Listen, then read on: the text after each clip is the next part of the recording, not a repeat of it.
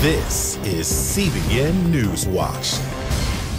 Hello, everyone. Thanks for joining us for CBN NewsWatch. I'm George Thomas, in for my colleague Ephraim Graham, who is on vacation. We begin in Washington, D.C., where the president is pushing back against what he calls big drug and people flows coming across the U.S.-Mexico border.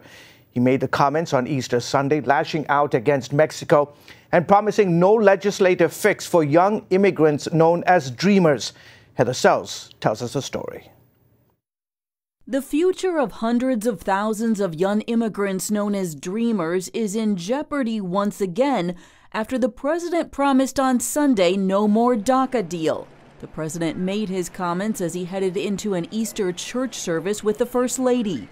A lot of people are coming in because they want to take advantage of DACA, and we're going to have to really see. They had a great chance. The Democrats blew it. So what did the president mean? He also tweeted earlier on Sunday about caravans coming after news reports that a group called People Without Borders had just organized a massive group of 1,000 Central Americans on a trek for the U.S. border. Trump said Mexico is doing very little, if anything, to stop people and drugs from coming over the border. As a result, he threatened to end the free trade agreement known as NAFTA, which Mexico wants, and accused the new immigrants of trying to take advantage of DACA. President Obama started DACA in 2012 to help young adults brought to the U.S. illegally as children. But no one coming over the border right now can apply for the program as it's closed to new entrants. Mexico is pushing back against the president's remarks, saying the two countries work together daily on migration issues. Washington, meanwhile, is trying to understand whether or not the president is bluffing on DACA. Although he tried to end the program last year and asked Congress to find a solution, he has spoken warmly of the DACA recipients known as dreamers. We are going to deal with DACA with heart. Truly, it should be a bill of love. The president is also tweeting about the need for a border wall, frustrated that Congress has not funded it. When it comes to DACA, Trump's hands have been tied by the courts, so it's ultimately in the hands of Congress, which so far has failed to send a bill to the president's desk. Heather Sells, CBN News. Thank you, Heather. Here's a look at some of the other headlines we're following in the CBN newsroom.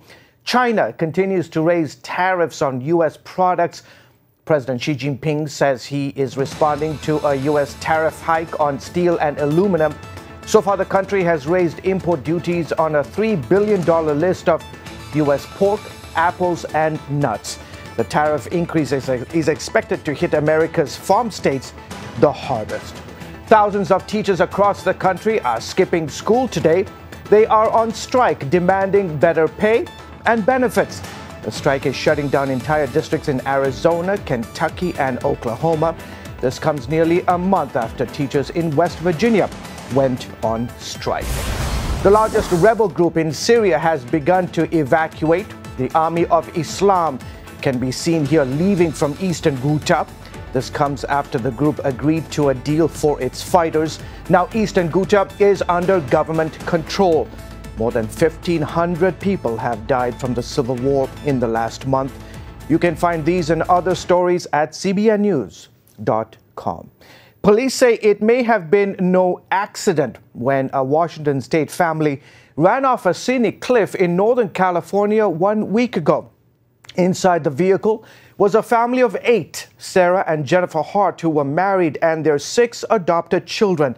The couple had 3 of the children. The couple and 3 of the children are confirmed dead, while 3 others are feared dead, including Devont Hart, a 15-year-old who captured the hearts of Americans when he was photographed hugging a white police officer with a tear in his eye during a rally in support of protests in Ferguson, Missouri back in 2014.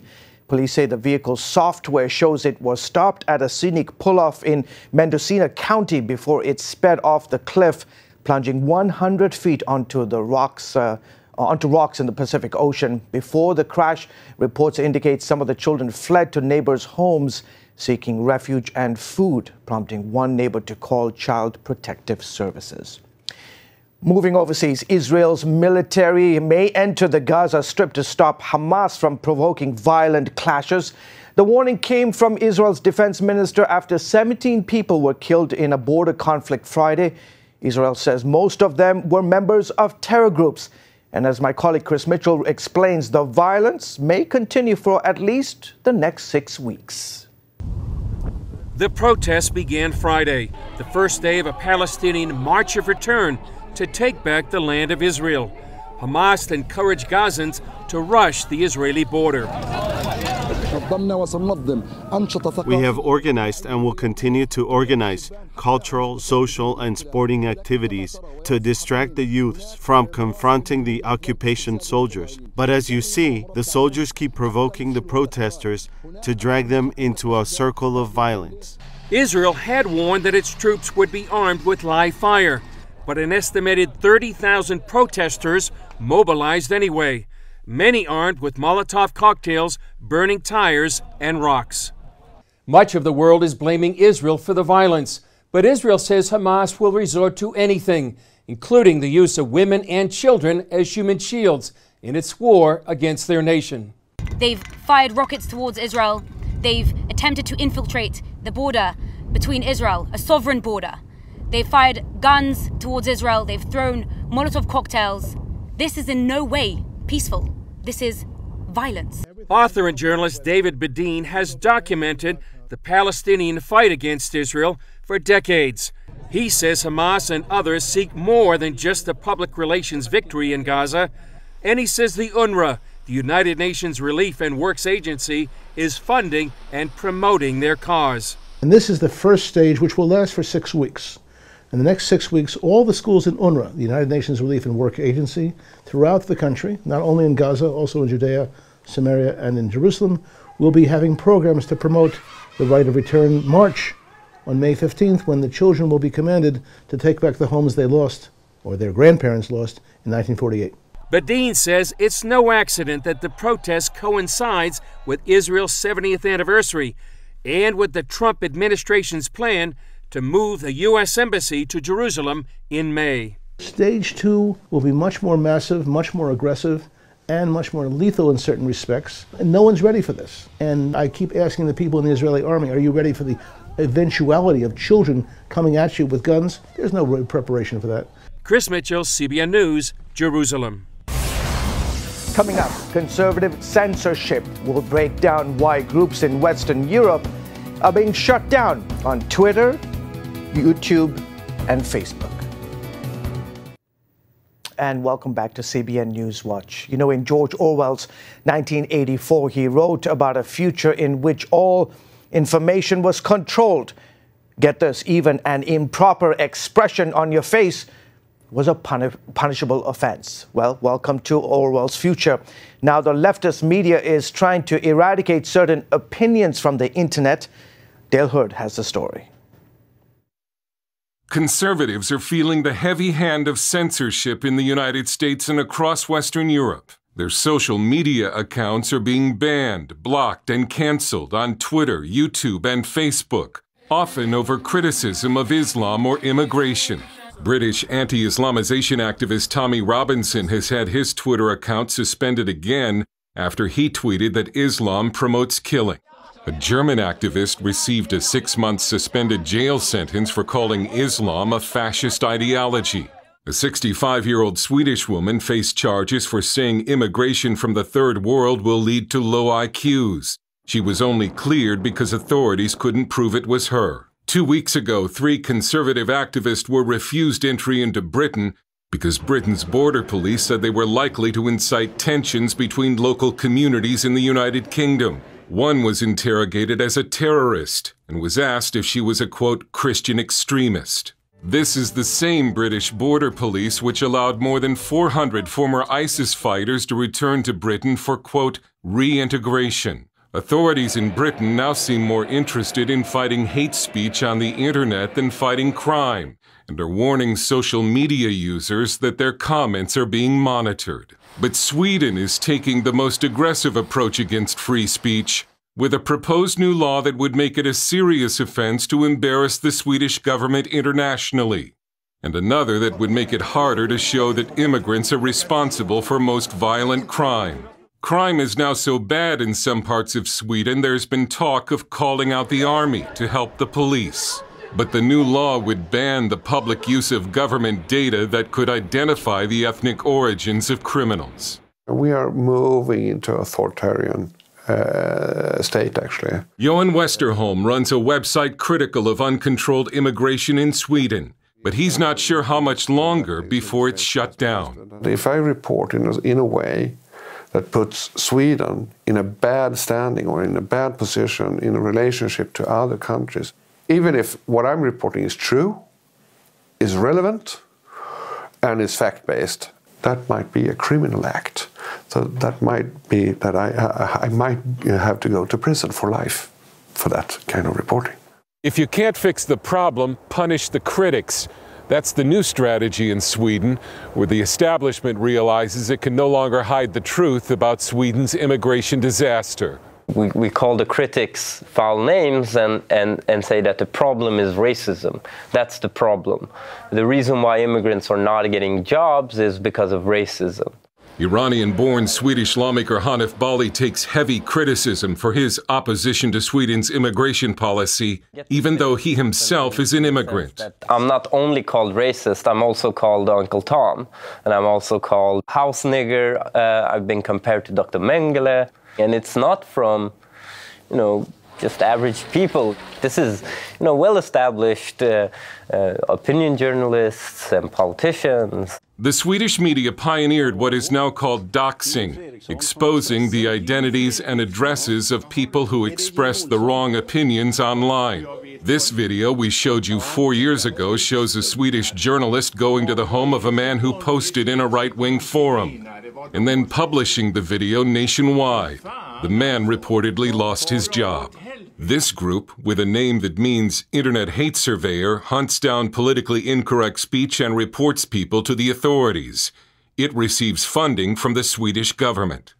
But Sweden's worsening crackdown on free speech will do nothing to fix any of the real problems that have created the speech in the first place. It's as if the government thinks if it can just stop people from talking negatively about the problems will go away.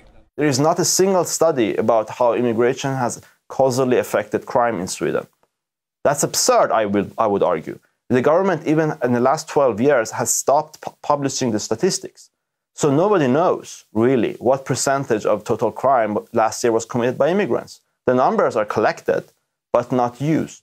And Westerholm compares planned new laws to a new McCarthyism that will hunt down and silence critics of immigration. The government, through a more repressive and restrictive media legislation, they will be able to shut independent media voices down.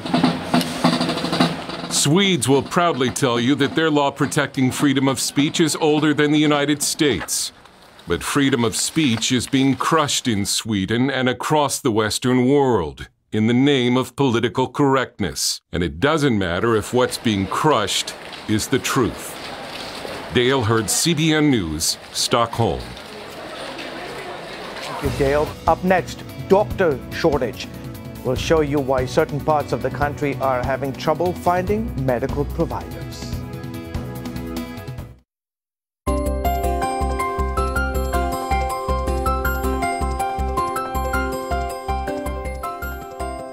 And welcome back to the show. Living in the countryside of America may have some advantages, but not if you need a doctor. Shortages in rural areas mean some 90 million Americans can't count on adequate medical care. That's because physicians simply choose to live and work closer to cities. Well, in order to fight that trend, one California county is undertaking a unique plan to attract more doctors. As Lori Johnson shows, if successful, it could serve as a model for other communities. Compared to patients in big cities, a diagnosis of cancer, heart disease, diabetes, and other illnesses can be much worse for folks living in rural communities, largely because of doctor shortages there. New doctors tend to locate near the medical school where they completed their residency, the years after getting their MD, when they train in their chosen field. Medical schools are usually located in big cities. That's not the case in Riverside County, California, thanks to a community-based medical school. The University of California, Riverside answered prayers when it opened 5 years ago because the shortage of doctors forced people to either go without medical care or drive all the way to Los Angeles for it. There are some very real health risks. If you're having a stroke, you don't actually want to be 90 minutes away from your primary source of health care. That's why the med school's primary purpose is to plant doctors in underserved Riverside County. The dean believes its new crop of 110 residents will go a long way towards meeting that goal. Where you finish that tends to be predictive of where you will establish a practice and then subsequently be a practicing physician. In addition to location, money is a strong factor in deciding where to put down roots. Many new doctors feel the need to land high-paying jobs to pay off their crushing student loan debt, which often tops $200,000. They find higher salaries in big cities. UC Riverside eliminates that burden by offering free tuition to med students who stay in the area after completing their training. As of right now, I'm 100% committed to staying here. I'd like, ideally, to go to residency here, and then once graduating from residency, stay within this area. After growing up in Riverside County, Madeline knows all too well the pain of not having access to medical care. I really connect with a lot of this community. A lot of them are homeless or struggling below poverty line, have kind of on and off health insurance, which are all things that I've encountered when I was younger. Unlike many medical schools, UC Riverside doesn't bother with a big, expensive teaching hospital. Residents here train at smaller healthcare facilities scattered across the county. Obstetrics resident Dr. Trina Mansour already sees her presence here making a difference. There's patients that have had no prenatal care and they come in for delivery, and we have no idea what their medical background is, if they've ever had surgery before, if the baby has any anomalies. Research shows most doctors would like to set up shop near family if possible. UCR Med's admission process takes advantage of that desire. So recruiting from students from this region is an absolutely central pillar to what we're doing. Dr. Douglas Grover, a Riverside native, graduated from UCR Med last year. After my residency training, I plan to stay in the area and give back to the community where I grew up in. As a resident in psychiatry, he feels good about providing mental health services here. Things at home, families, broken relationships that really affect the younger kids. And at times they don't have anybody to go to talk to about it. Another big difference at UC Riverside, students start seeing patients in year 1 rather than waiting until their 3rd year. These students even opened a free clinic for folks who otherwise might not have ever seen a doctor. But every time I hear that, my heart warms a little bit because it's just one person that we're able to help a little bit more that hadn't had the help previously. So while medical care disappears in many rural areas, Riverside County may have discovered the antidote. Open a medical school, admit locals with a heart for the underserved, and pay for their education, provided they don't take their talents elsewhere. Lori Johnson, CBN News. What an innovative idea. Paying education is a big part of that puzzle. Thank you, Lori. Well, folks, we will be back right after this.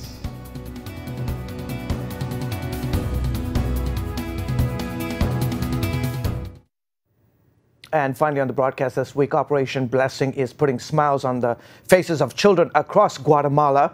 Health teams visited public schools to reach kids as young as 6 years old who were in dire need of dental hygiene work. Operation Blessing taught the students how to clean their teeth and gave each child a free dental exam, cleaning, fillings, and fluoride treatments. Students also received toothpaste and a toothbrush to take home. Well, you can find more of our exclusive coverage of the issues you care most about at cbnnews.com. We hope you will join us again next time. Until then, from all of us here in the studio, have a great day today.